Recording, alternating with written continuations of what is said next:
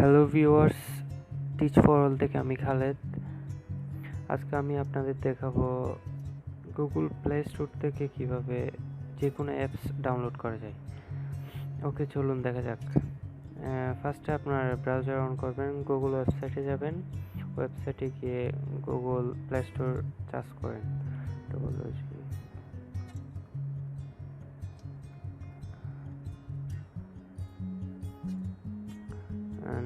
Google play store ওয়েবসাইটে যান।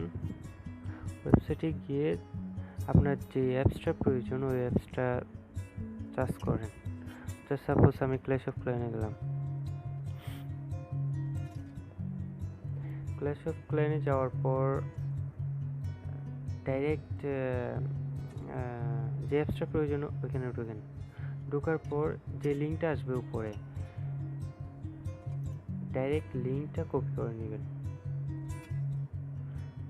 আমি আবার বলতেছি, যেই অ্যাপসটা আপনি ডাউনলোড করবেন ওই অ্যাপসের ডাইরেক্ট ওপেন করবেন। ওপেন করার পর উপরে যে লিঙ্কটা আছে ওই লিঙ্কটা কপি করে নেবেন। দেন একটা নতুন ট্যাব খুলেন। ট্যাব খোলার পর সার্চ করবেন apk-dl.com।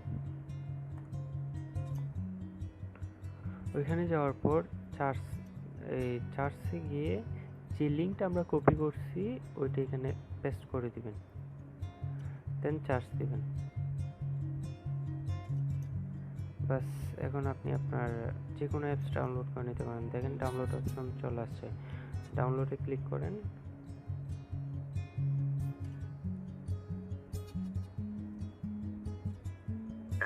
هل تعتقد أنه حان الوقت لتصبح؟